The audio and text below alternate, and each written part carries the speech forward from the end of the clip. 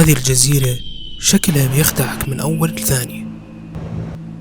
تخيل مكان تكون فيه واقف بين المحيط وصحراء مفتوحة في نفس اللحظة. أنا بس صحراء.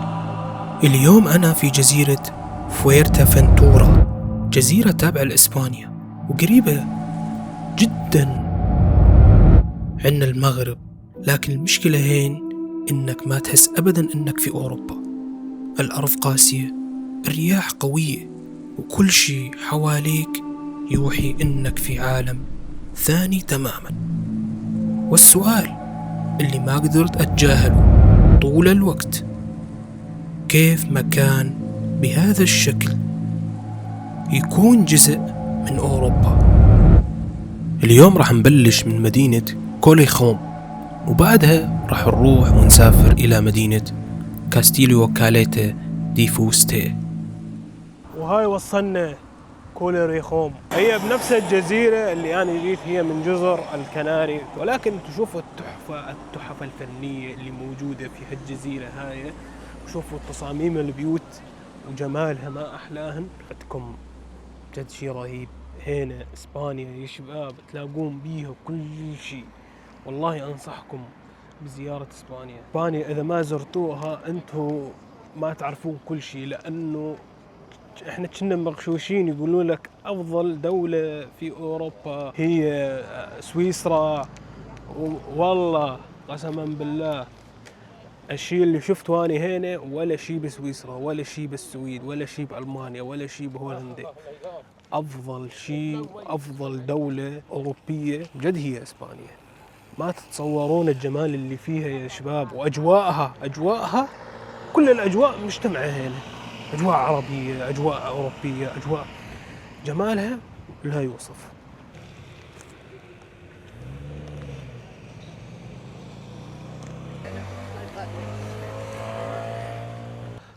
هاي الجزيرة هاي تعتبر ما أعتقد أنها أوروبية، لأنه تصاميمها مستحيل تكون تصاميم أوروبية. لأنه شوفوا التصاميم الأوروبية يا شباب مو هيك ما في شجر هيك بأوروبا كلها على فكرة. أوروبا هاي كلها ما فيها شجر هيك. هاي كلها من قارة أفريقيا أغلبها هيك تلاقون بين الدول العربية. شوفوا هذا التصميم هذا، هل من الممكن انه يكون تصميم اوروبي؟ لا، مستحيل يكون تصميم اوروبي.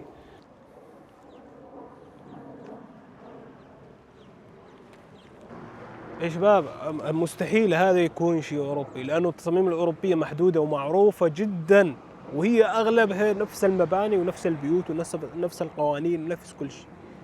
يعني بصراحه ما اعتبرها اني انها من جزر اوروبيه. ما اقول لكم تمويل اوروبي، نعم يدعمونها ماديا، يدعمونها يعني اقتصاديا، ولكن هي مستحيل تنتمي إلى أوروبا، لأنه الأجواء اللي بيها مختلفة تماما. حتى السيارات، حتى يعني تلاقون كل شيء مختلف، حتى ناسها مختلفة تماما. السياح الألمان اللي يجون هنا يتغيرون 120 درجة، نفسيتهم تتغير. ترى الألمان اللي بالداخل مو نفس اللي بالخارج. أنا امبارح لما خذيت السكن ما توقعت انه هذا المستلم الريسبشن هو يكون الماني. ضحكوا ويلي لك روح يا عمي. والله يقولوا لك اجواء اوروبيه، ما اجواء اوروبيه، والله ما في لا اجواء اوروبيه ولا اجواء غربيه.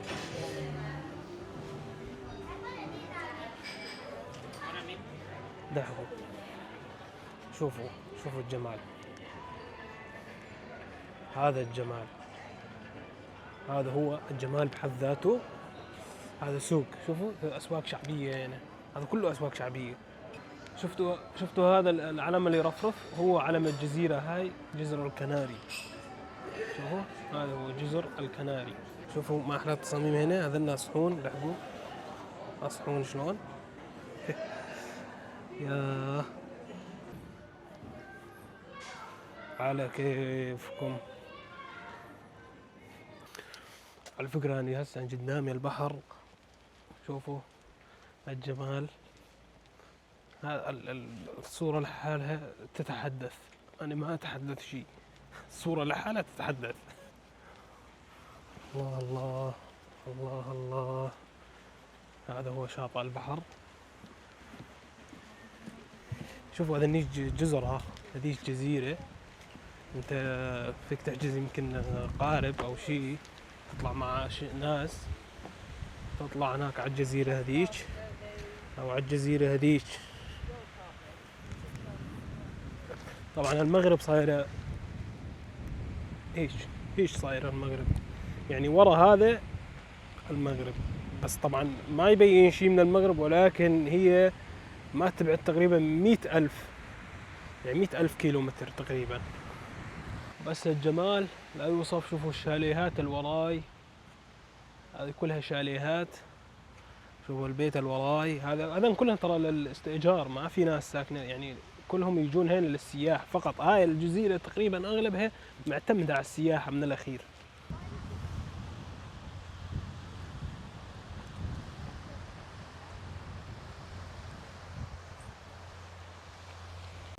هاي اللي موجودة هنا هاي كلها شاليهات. شوفوا، انظروا إلى الشاليهات. هذاك صياد سمك قاعد يصيد. أحلى عالم، صيد.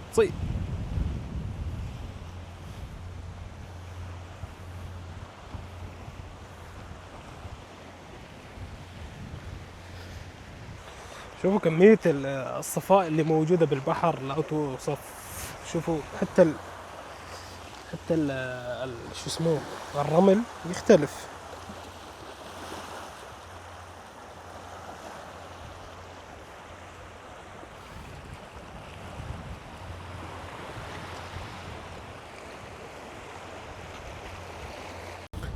شوفوا الصفاء هنا، هذا هو الصفاء، صفاء المياه البحر. روعة. أصور سيلفي والناس كلها خلفي. يا والله يا شباب، تغيير النفس. تعرفون انتم بألمانيا بدكم، جماعة ألمانيا بدكم كل يوم، مو كل يوم يعني، بالشهر لازم تطلعون إجازة 3-4 أيام بالشهر، لازم المفروض هيك، لأنه إذا ما تغير جو ممكن تنهبل. على فكرة أنا هسه قاعد أدقق لكم على أكثر شيء، أنا هذا محتوى، يعني أدقق على المدن، أدقق على الجزر، أدقق على البحر وغيره من هالسوالف هاي. بناس تسألني تقول لي ليش ما تسأل السكان وليش ما تسأل، شنو أسأله؟ ما في داعي، بسلامة شات جي بي تي أي معلومة بدي إياها يطلع لي إياها من جوالي، لا أسأل فلان ولا أسأل علتان. إذا بدي أشتري شيء أسأل عنه، ما أشتري شيء ما أسأل عنه. ولكن أي معلومة قبل إيه، بس هسه صرنا نجيب معلوماتنا كلها من الشات جي بي تي.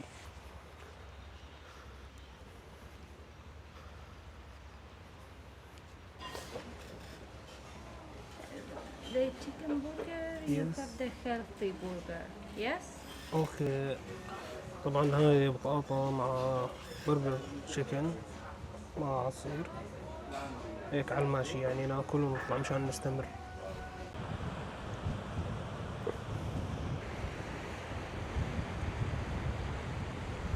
طبعا الوراي هنا يا شباب مثل ما انتم شايفين، الناس هنا تخيم، تجيب خيمها وتخيم. فهاي قدام البحر، ويلي على كيفكم، ويلي شوف شلون تخييم. من الخيام يخيمون الناس هناك، في مثل المظلات راح نروح عليهن نشوف الناس هاي تركب المظلات وتطير. افكرهن خيم، طبعا مظلات، بس مظلات يظلنهم يعني مشان الهواء او مشان شيء. افكرها خيم والله يا شباب. هذا هو المحيط الاطلسي اللي وراي، واخيرا شفنا المحيط الاطلسي. هذا البحر دائما هائج، دائما تلاقونه هائج. ليش؟ لانه اول شيء هواء، دائما هواء، في هواء هنا في الجزيرة هاي وغير هيك. فالهواء منين يجي من الصحراء الكبرى، يعني من صحراء المغرب. صحراء المغرب شفتوها انتم شلون، ايش كبرها، اكبر صحراء يعني تقريبا بدول افريقيا. فهي تتميز هالجزيرة هاي صايرة بين أفريقيا وأوروبا. فشلون يعني؟ يعني هسه هي أجواءها تمام تعتبر أجواء أفريقية، بس هي جزيرة تابعة لأوروبا. بس أنا شايف مو بس أجواءها أفريقية، أنا شايف إنه حتى ناسها تعتبرهم يعني عاداتهم تقاليدهم غير الأوروبيين يعني كليا. فما عندهم يعني إنه والله أنت أجنبي أنت ما أعرف إيش، هذا كله يكيفون على السياح، ينبسطون حيل.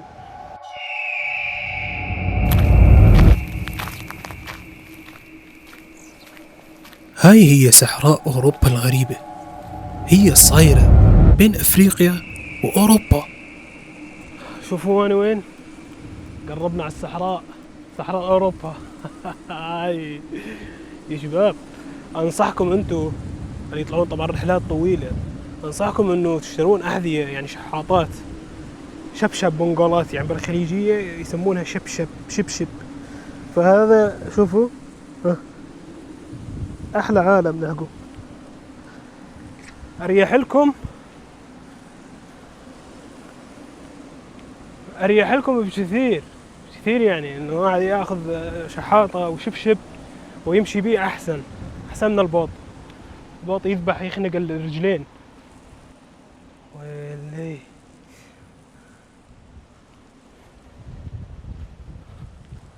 أنا بس صحراء، بس أي صحراء منهن، ماني بالسعودية ولا أني بأي دولة عربية، أنا في أوروبا، صحراء أوروبا، جزر الكناري اللي موجود في إسبانيا، يبعد عن المغرب تقريبا 100,000 كيلومتر.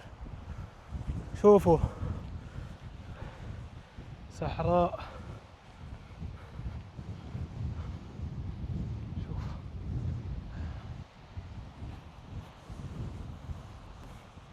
اوه شوفوا العالم هنا العالم كام شو اسمها هاي، مثل المظلة وتسبح. شوفوا ذولاكم ويلي.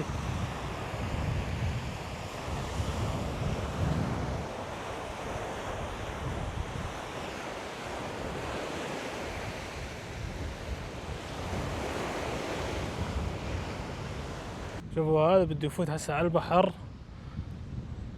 عشان يسبح بيها. هاي كل هالعالم تجي هنا مشان تسوي هالشغلات هاي. بس طبعا ننصح يعني اذا ما يكون لك خبرة فيها فانصحك لا تدخل ابدا بهالشغلات هاي. ممكن هم يأجرونها تأجير، ممكن هذول هم اللي يجيبونهن على حسابهم يعني. بس ولكن اذا جيت لما يكون عندك خبرة انصحك لا تخاطر بحياتك. هاي ما اعرف شنو حاطينه سياج، ولكن مشان تتأكدون اكثر انه هاي صحراء مو شاطئ. هسه يطلع لي واحد يقول هاي شاطئ ويفكرها صحراء. حبيبي الشاطئ 100 متر 200 متر، مو المنطقة هاي كلها. هاي يسمونها الصحراء، صحراء اسبانيا. حر، شوف الشمس بس حرارتها مو زيادة لاني على البحر، لذلك يجي الهواء من اليسار، من اليمين يجي الحر. شوفوا هذا الشارع العام هذا ياخذ على المدينة. هاي الشرطة، مدري الشرطة مدري التاكسي، ما عاد نعرف تكاسيهم شرطتهم. هاي صحراء قاحلة يعني دائما شغالة فيها سياحة.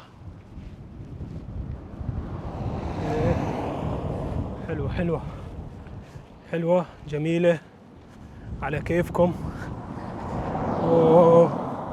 بس يا شباب الشيء الحلو انك تعيش التجربة، يعني تجربة فخامة تعيش بيها. ولكن يا شباب الشمس قوية صحيح، هي بالنسبة لي يعني بيها هوا يعني مو قوية حيل درجات الحرارة، بس احسها براسي تضرب. اللي يقولوا لي هاي مو صحراء، عشان يطلع لي واحد يقول لي هاي مو صحراء، هاي شاطئ، هاي مو صحراء. هاي شوف الصحراء لوين واصلة، هاي كلها صحراء. جزيرة اغلبها صحراء، يسمونها الصحراء الذهبية، تعتبر يعني رمالها ذهبية. بس هنا أنا ما فهمته هنا، هل من المعقول إنهم يحطون جمال هاي المكان هذا، ولا شنو المكان يعني هذا بالضبط؟ عاشت ايدك. ويلي شوفوا هذين هن السيارات، ويلي هذين سيارات سياحية.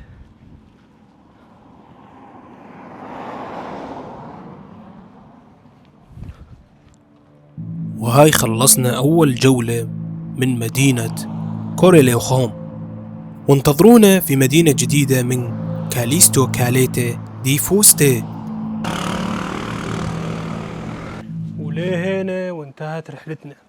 لا تنسون بالاشتراك وتفعيل زر الجرس مشان ننشركم المزيد والمزيد. هذا اللي قدرت أصور لكم إياه، ما أقدر أصور لكم إياه بشكل تفصيلي، ولكن مدينة جميلة أنصحكم بزيارتها على السريع فورا. إذا عندك شيء تريد تسافر له، سافر على هالجزيرة هاي فورا.